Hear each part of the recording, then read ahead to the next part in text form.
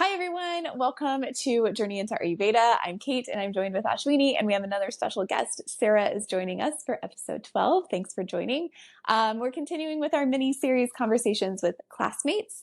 So in our last episode, we were joined by Monisha, another classmate from our Kerala Ayurveda program, and this week we're joined with Sara. Sara, this has now been in August, so it's been a couple of months, but we were all able to be, or most of us were able to be together in person for our kind of final certification of the counselor level. And we're so excited to have you join us, my friend. So welcome. Thank you. I'm excited to Yeah, be. awesome. Ashwini, do you want to take us through a little internalization and then we can get into learning more about Sara's story and Sara's journey into Ayurveda? Yes, definitely. Close your eyes and take a deep breath. Om Sarve Bhavantu Sukhinah Sarve Santu Niramaya Sarve Bhadrani Pashyantu Ma Kaschit Dukkhavag Bhavet. Om Shanti, Shanti, Shanti. Let all be well. Let all be away from all the diseases. Let all be safe and secure. Let all be away from the suffering. Let peace be prevail everywhere. Shanti. Thank you, everyone. Thank you. That was lovely. And yeah, thank you for that, Ashwini. All right, so we have our special guest joining us today, Sara. Thank you. Will you share a little bit about like your experience with Ayurveda and like a little bit about like who you are so that we can all get to know you a little bit more? Yeah, big question. I grew up in Seattle, Washington, in the rainy and beautiful Pacific Northwest, and then I needed to move somewhere with more sunshine. So I live in Oakland, California now. Um, yeah, I've been an Ayurveda student for about a year in earnest and have been kind of studying and practicing Ayurveda for a few years on my own from books before that. And it's been, yeah, life-changing. Amazing. How long have you been in Oakland now? I think you've told me this before. I don't remember. Since 2012, so 11 years now, or maybe it's late 2011, 12 years. Okay. It's been a while. Yeah, I feel very rooted here. I don't think I'll ever feel like a local fully, because I didn't grow up here, but I have a really good community here and I love the Bay Area. That's Mhm. amazing. You are California girl now. I know, right?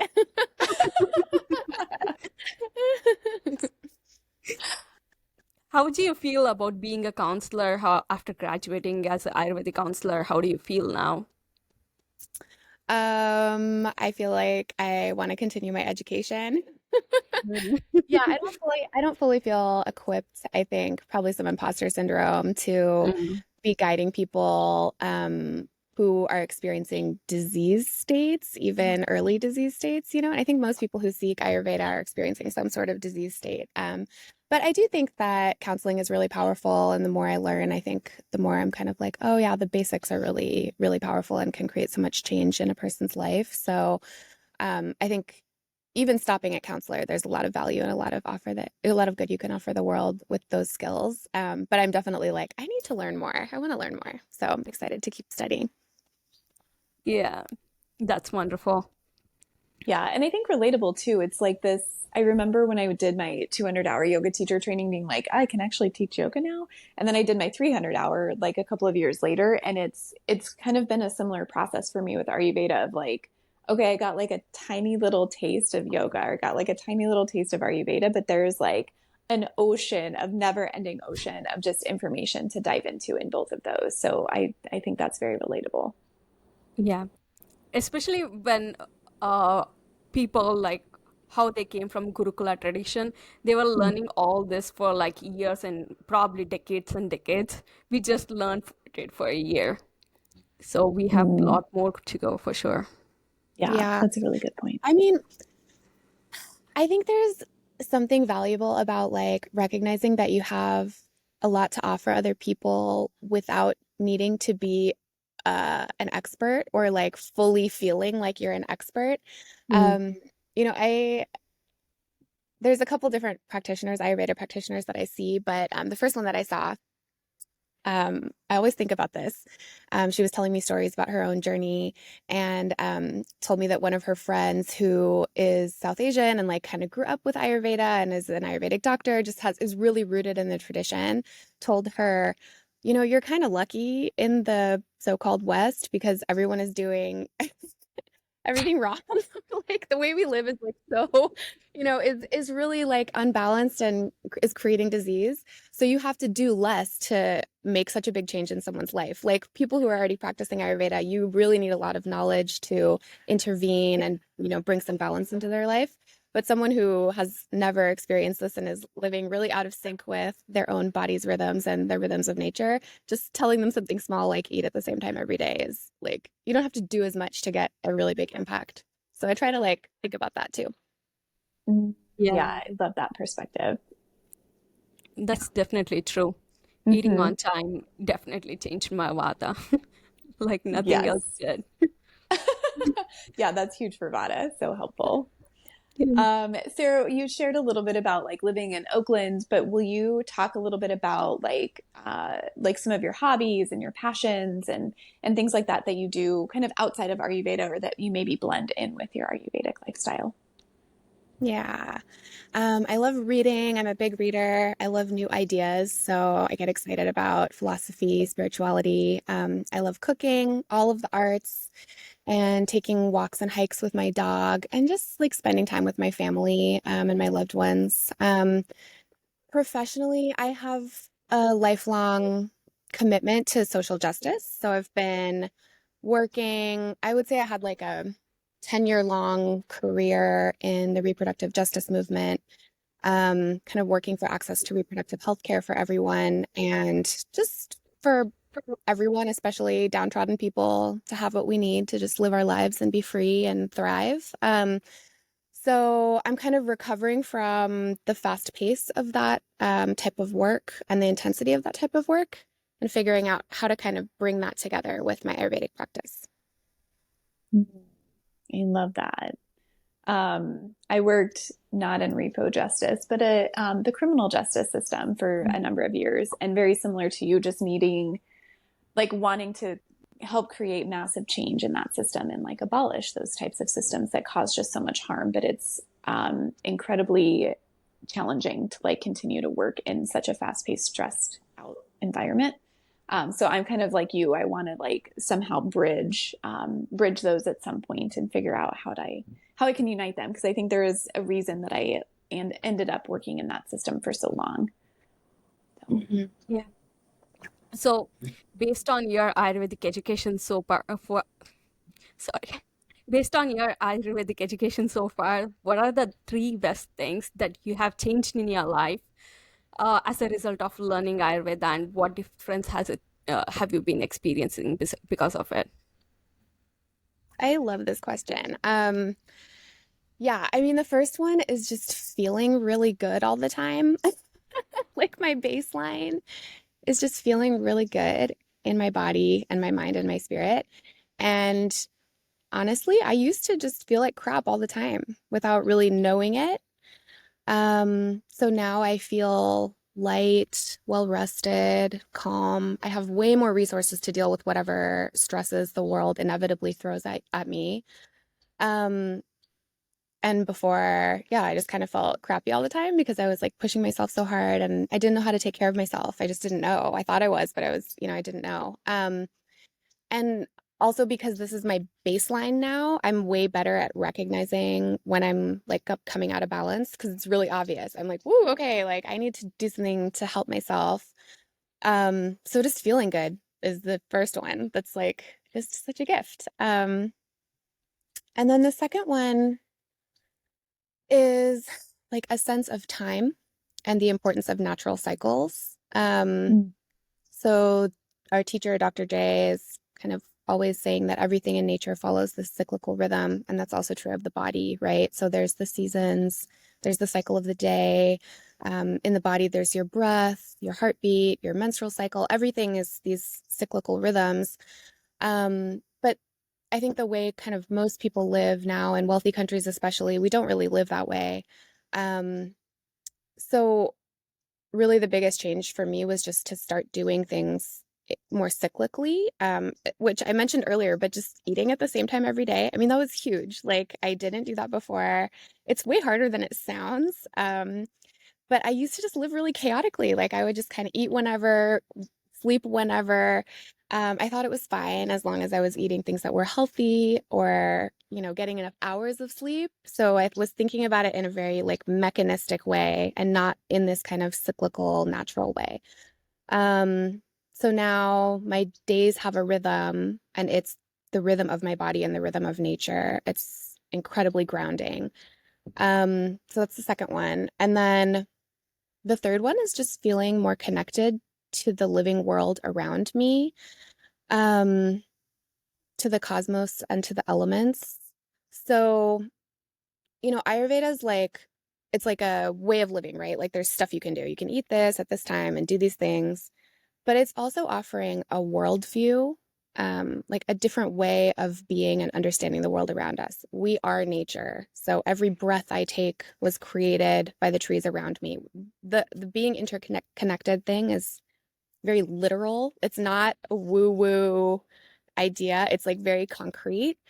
So just having the practices that I'm doing, like you might know that intellectually, but it's hard to remember and really feel it without some daily practices. So even these like mundane everyday routines, drinking my hot water, whatever it is that you're doing, um, it's a million reminders of that interconnectedness. So it's really created a shift in me in the ways that I'm living my life, but also in the way that I view myself in the world. I love that. Oh my gosh. I love the connection to nature and like I think you're right. Like some of those simple hacks are like a game changer because I was kind of like you. I was pretty good at eating breakfast and dinner, but my lunchtime would be all over the board. I was traveling a bunch previously or earlier in the year, and so that was like very lovely for my vata, but also very aggravating too, especially if I was pushing lunch. And then my sleep routine has been a little bit better too, but I think the you described it like that mechanistic, like, oh, if I'm just doing X, it doesn't matter when I'm doing X, as long as I'm doing it, it'll be fine. But there's so much more like wisdom to it. Yeah, totally. Definitely. Um, for me, everything changed. I was like eating breakfast at like 11 o'clock in the morning. It was neither breakfast or not lunch. Like I was having my Hmm. own schedule, which was not working for my body. It was struggling. Now that I changed that, now I realize like, yeah, my body was struggling by not living in the rhythm. Now I'm living in the rhythm because like Sarah said, it's not that easy to eat breakfast, lunch, and dinner every day at the same time. You need a lot of patience and a lot of practice doing it. But once you change and once you start doing it, it just becomes your second nature for sure for me. Mm-hmm. Hmm. Yeah. So you talked about Dr. J, like, talking about how we're the nature. And I'm curious because he says this too, and we talk about this a lot, that we don't find Ayurveda, that Ayurveda finds us. So I'm curious because you said you've been studying it officially for about a year, but then a couple of years prior to that, kind of on your own. But how did Ayurveda find you? Yeah, Ayurveda found me the hard way. I got really ill. So, Mm. um, I had heard a few friends mention Ayurveda, like just in passing, but I didn't really know what it was or anything about it. And it's just one of a million things you could learn about, so I didn't pursue it or anything. Then when I was 34, I was diagnosed with cancer. So I had a rare aggressive form of cancer. I mean, being diagnosed with cancer at that age is already rare, but it was aggressive. And so I had to do the whole, what you do. I had a single mastectomy with no reconstruction. So I'm flat on one side and have one remaining breast. I did chemotherapy, an additional year of targeted therapy, radiation treatments, and then an additional year of like a chemo-like drug. So I was in treatment for I think like 3 years altogether. And then there's recovering from treatment, right? It totally took me apart. So that last year that I was in treatment was the worst. It was brutal. And there were several months where the fatigue was so bad that I was completely unable to move. Like Mm. I couldn't do anything. I couldn't take a shower because I couldn't stand up for 10 minutes. So I was effectively completely disabled. Um, and I would talk to my doctor and tell her about what I was experiencing, and she's pretty cool. She wanted to help me, but she would just say, that's normal. And what she meant was that was expected, that was unexpected and within the normal range of side effects for that drug. But she couldn't do anything for me, like she couldn't help me. So my oncologist, actually referred me to an Ayurvedic practitioner who had done a long-term study at UCSF, which is a really prestigious and well-respected like health teaching institution in the Bay Area. So she had done this long-term study about Ayurveda in the oncology setting. So I kind of had like, I was open already to complementary modalities, but it was like, okay, see this person, they know what you're going through, they specifically know about cancer care. Um, and working with her totally changed my life. So then I was like, what is this? I became kind of obsessed. I was like reading books, practicing more and more. Um, I kind of just felt like, oh, finally, I found the thing that is combining all of the things that I need and love. And my life had already been telling me that I needed to make a big change, like the cancer diagnosis was like, hello, like stop, you've just changed the way you're living. Mhm. Not to say that I think my diagnosis was my fault. Cancer is very complex and multifactorial, and a lot of it is environmental. But I listened and I changed my life. And then I decided to pursue studying Ayurveda just because I'm excited about sharing it with other people. Oh my gosh, thank you so much for sharing that. That's so powerful. Yeah. I'm curious if you're comfortable sharing what were some of those initial things that you did with that practitioner, as you first started to work with her. Yeah. I mean, I was really struggling to eat. And this is a classic thing in cancer treatment is like, just gut issues that oncology does not know what to do with. And you know what they tell you to do? They tell you to eat whatever you want. They're like, if you can eat whatever you want, eat ice cream and eat starches because people, Mm, I don't, whatever, you get mouth sores, it's hard to eat. So ice cream can be palatable. And eating starches, they recommend that for nausea, so it's mm, actually like the exact opposite of what you should be doing, right? It's like terrible. It's going to hurt your digestion even more. So I was just couldn't eat, nauseated, terrible nausea all the time and terrible fatigue. And so the practitioner that I saw started to work with me to correct my acne. So she gave me like simple kitchen spices that I could kind of take on my tongue before eating. mm, She told me to eat at the same time every day. Um, Recommended eating warm cooked foods, like stopping eating light, dry starches and cold dairy products. So just the basics like brought me to a point where I was starting to be able to eat again. I was getting enough energy that I could like take a shower or like cook myself a meal. And then we just continued working from there to bring my mm. body back to health and balance and like feeling better and better. That's so cool. When I was young, I was thinking like I need to help people like with cancer, and that was my passion when I was young. That's why I went into organic chemistry to find like treatments and modalities to help people. And then like when I came here, I didn't want to go to pharmaceutical industry anymore. Like it's just like it didn't attract me enough. So like seeing Ayurveda how it's helping people, like I'm like so fascinated. Like if I could, I would really try pursuing that as like, and seeing how it goes for sure.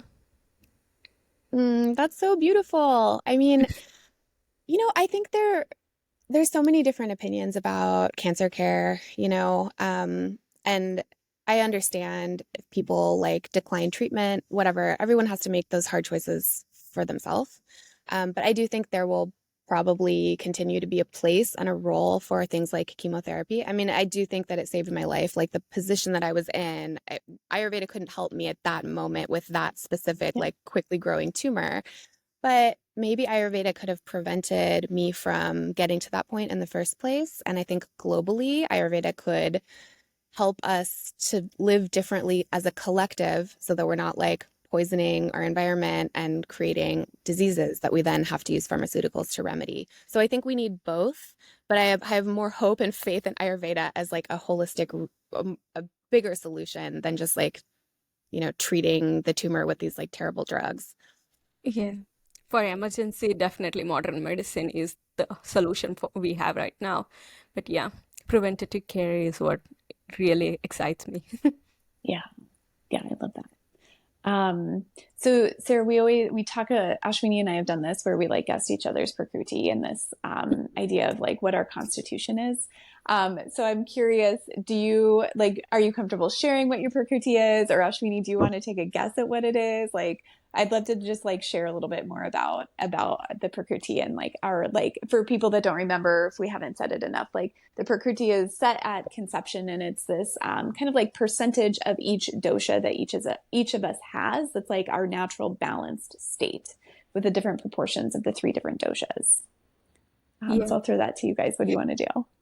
I think we did her Prakruti analysis in the class, but I don't remember her Prakruti. Yes. Yeah, guess, Ashwini. I like this challenge. You're on the spot. No pressure. Yeah.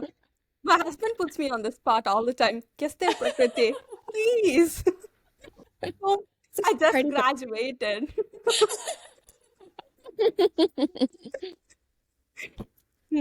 I would say, like, if I see you like how you are right now, I would say like Vata Pitta, as in like without thinking. Do you have like a thick hair while growing up? Yeah. It's thick and wavy. Thick and wavy. You sleep really good. I always used to, yeah. Yeah. Pitta Kappa. Wait, are you gonna guess too? Am I waiting for you to guess before sharing the spoiler? So I was thinking like the more Vata Kapha, because you seem very like calm and grounded. And you talked a lot about like the walks in nature and like connecting with family. And then the Vata is more of just like the observation that I had when we were in person. But I think the work, like the reproductive justice and like the social justice aspect seems very Pitta. Like that's like getting out there, action oriented, like taking the initiative, wanting to change the world. That's like very Pitta to me. So I feel like Kapha's there, but I can't quite distinguish if it's Vata or Pitta for the second. I think Vata is like a little bit imbalanced than like balanced Vata. I might be wrong. What's the verdict? Tell us, Sarah. Vata Pitta. Ooh, nice. Kate. How does that land for you, Sarah? Like, how does the Vata and the Pitta show up for you? Well, I definitely experienced the wildfire thing, right? Which is like the unfortunate. I know that. I got that. Damn it. That wildfire. Yeah, that's the fire of Pitta and the air and ether of Vata kind of combining to create wildfire conditions, which I definitely experienced. As a young person, I don't know, I was like angry all the time. So that was the Pitta. And some of it was like legitimate things that I experienced in my life, like I had valid reasons to be angry. All the stuff that I went through as a young person, it was like there's like real oppression, racism, poverty, like things that I lived through that I had cause to be angry, but it kind of just burned me up and I pushed myself really hard. So I experienced really devastating burnout several times that took like years to recover from each time. There's the disease stuff, but there's also the cool stuff. I mean, like, Vata, I'm very creative. I love new ideas. I'm very dynamic. I'm kind of changing and evolving all the time. But I can also be really scattered or like get excited and start too many projects or sign myself up for too much. And then I'm like, oh, I'm tired. And then the Pitta, I can be high achieving, very driven, like really passionate and really focused, but also like angry, irritable. But now it's such a relief to know that about yourself and not have it feel like it kind of relieves me of personal responsibility for that. Like, I don't beat myself up about it. I'm not like, why am I like this? I'm just like, this is who I am. This is how I am. This is my nature. And I have ways that I can help myself. So I'm not like, these peaks and valleys of extremes. I can just kind of balance myself. So it's so liberating and fun to be like, oh, this is how this shows up. Cool. I know what to do. And usually it's something simple like drinking herbal tea or like getting more sleep. It's not rocket science. So yeah, I love it. And I don't remember your two Prakrutis, but I'm curious now. I think you're Vata Pitta, right, Kate? Yeah. She's Big time, definitely. yeah. Yeah, Pitta Kappa. Yeah. Yeah. Yeah. No, like the wildfire for me is like for sure relatable. And when I saw my Ayurvedic practitioner, this was, gosh, like 4 or 5 years ago, I had like heard of the terms Vata Pitta Kapha and like knew about it from my yoga teacher training, but like I didn't really know what it meant. But she asked me something like, well, what do you do in your spare time? I was a parole officer at this point in my life. So like super stressful, on call all the time, caseload stuff, like. And she was like, what do you do in your spare time? Like, do you read? And I was like, well, yeah, I read. And she was like, well, what do you read? I was like, nonfiction. And she was like, what if you read like a fantasy story or like, something, fictional? And I was like, that would be a waste of time. Why would I do something like that? Like, that's a waste of time. I'm not doing that. And then another one, she told me like I was vegan because I thought I could like change the world by being vegan. And so I'd like gone vegan, and that was like so hard on my system. Like I learned now how to like be a little bit better with that. But like she was like, Kate, you can't change the world by just eating vegan yourself. Like just, soften yourself a little bit. But like I had no like context for like what that meant or how that was like pitta specifically. So it's so interesting because now I feel like the vata comes out a little bit more, and I traveled and all of that. The vata's always been there, I think, but I hadn't always seen the pitta in that way. So I think it's so fascinating to learn about it all. Yeah. It's also so funny. Like, this is such a classic kind of social justice thing where I'm like, it's that type of behavior is rewarded at times in communities that are like fighting for change and liberation. But also, I'm like, I look at that kind of field and I'm like, this is the most like out of balance pitta control, like out of control pitta. Like, all the pittas are attached or attracted to that type of work. Yes. Working each other into a frenzy. It's like, it's okay to rest and enjoy your life. And in fact, you're not going to be effective for any type of social change if you are not doing that. Like, it's not sustainable. It's not going to last longer than like a couple years. And then like, what is the outcome, Yeah. Yeah. It's very pitta, very rajasic, like all of that, just like intense energy. Yeah. Yeah. Yeah. For me, like they told me, like I was keeping my pitta inside, if that makes sense. Like I was being like a calm, composed person, not talking too much, and like keeping all the fire inside. That was burning me inside. Like I had all the pitta imbalance and ama covering it. It was just like burning, and then like ama is like cloudy on top of it. Like now it's like ama is gone, pitta is like on fire. You will hear me a lot of talking. Like when I'm editing all the video, I'm like, why am I so loud? I think you're great, Ashwini. Yeah. I was not this loud, kid. Like I was like not letting, like I don't let people talk anymore. I love it. Liberate the pitta. Totally. I love it. Let it out. Say whatever you want, Ashwini. Yes. My pitta will love the pitta too, for sure. They deal with it later. Yeah. Oh my gosh. So fun. So interesting. So Sara, are there like, I think you've shared like just so much wisdom. Are there like some final things that you would love for our listeners to share, or like any other things that you want to like talk through from like our journey into Ayurveda, or things that have been like really profound for you? Yeah, I think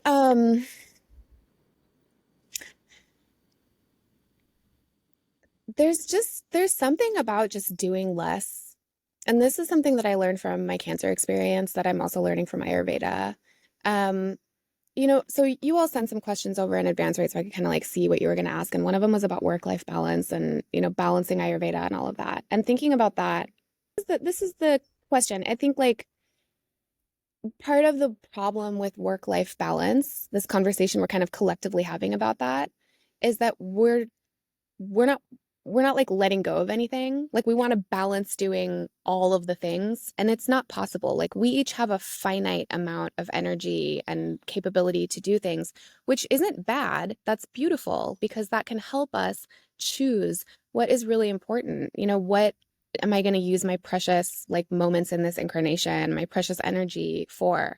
So, you know, when I was really sick with cancer, I realized because I couldn't do anything, I was like, oh, all this stuff that I thought was so important that I was stressing myself out for, I'm not doing it anymore. And nothing bad happened. Like the world didn't explode. And I really realized like all of these things that we're doing is a choice. It doesn't feel like a choice often, you know, when we're just kind of grinding. You got to take care of your kids. You got to like, you know, send a thank you card to this person. You have to go to work. You have to overachieve in every arena of your life. But it is a choice. And we can all just choose to not do that anymore. Like we literally just have to do less.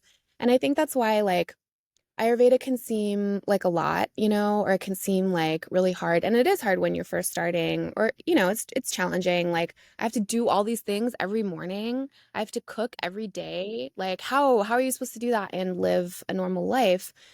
The how is that you reduce some of the things that you're doing. And like I truly believe that that will actually create so much positive change in the world. Like part of why we're hurting each other in all these ways is because we're just frantically doing the most at all times. So we need to like stop half of that, slow down. We don't need to buy all this stuff that we're buying from Amazon. You don't need to, you know, you just like cut it all out, just stop and do less. So I think like part of what Ayurveda has taught me and is teaching me, my cancer experiences are teaching me feeling that connection to the living world around me is all just to like stop, edit, reduce, so that we can really focus on the things that matter to us. Yeah, I love that. That's so When perfect. when I quit my job with the Department of Corrections in 2019, it was like I remember like not leaving my apartment very often. Like I would walk my dog and then I was like, I can't spend any money. Like I'm not going to go out and do anything. Like I didn't really have a plan for what I was going to do. I like had a job at Starbucks, but I quit that like within a couple of days because that was not great either. But like it was like 6 weeks where I went to dog parks with my neighbor and I walked my dog and I like stayed home. It was like a little cocoon for myself. And I still catch myself. It's been since 2019 and I had a death in the family last year and I traveled and all of these different things. But like you said, nothing bad happened. Like it's not like, I'm not like struggling and I have like a gift of some other things that have come through. But it's like that hustle culture is so ingrained in this idea of like needing to be productive and like having a list to check off and like all of this stuff is like so ingrained. That's been the hardest piece for me is like stepping away from that narrative. And it's a like daily thing where I have to like remind myself, like, if I need to lay down, I can lay down. And I'm not going to do it right after I eat because that's not what Ayurveda says. But like, just like things like that, where it's like, it's okay to rest. And it's okay that like this period in my life is like very different than all of the other periods in my life. But I think that's such a hard piece to learn for people and scary too. I do agree with Kate. Like I went to the period like I quit my job too, and then like I was just lying on my couch when like Pramod was working. Like I was feeling so bad. I want to work with him. Like I want to do stuff too, but I couldn't do it anymore. I was just lying on the bed and I was just like trying to make sure I get up and like eat is the only challenge I had for the whole day. I mean, I'm thankful now if I when I look back at it, like I'm thankful I went through that period and then like I am like doing all this because I went through that period. Like if I just burnt out and like started Ayurveda, I would have not like seen the effect of it like as soon as possible for sure. Ugh, I love that. Rest is radical. Yeah. Yeah. All right. Well, Sarah, do you have anything else or Ashwini, anything else before we wrap up? I appreciate the opportunity to like reflect on these things because I think it's like it's fun to think about why do I love Ayurveda? Why does this matter so much to me? Like why, why am I in love with this? It's not just studying to achieve something, but like this has really changed my life in ways that I'm like, I want everyone to get a taste of that. So it's been really fun to get a chance to like reflect on that with you too. And I appreciate your podcast and everything you're doing. Thank Yay. you. Yes, it's so great to like connect with people because we don't really get a chance to do that in class. Like we're in person, but it's like so, there's so many things and then it's virtual otherwise. So it's been so great to connect with you, Sarah. Thanks for hopping on. And a shout out to Ashwini for the idea to do the podcast to begin with. Both of our pittas took that on and Yeah. look at us now. So just as a reminder to our listeners, we are here to share educational content, not meant to replace any kind of medical care, whether that's alternative or Western medicine or not. We trust that you know what is best for your body at all times. And stay tuned. Join us for further conversations with classmates, and we'll pick up our other mini series of fact versus fiction Ayurvedic style. And then make sure to check out our social media. And Sarah, again, thank you so much for joining us. It's been so great to chat with you. Thank Thank you you. so much, you too. Bye. Okay, bye.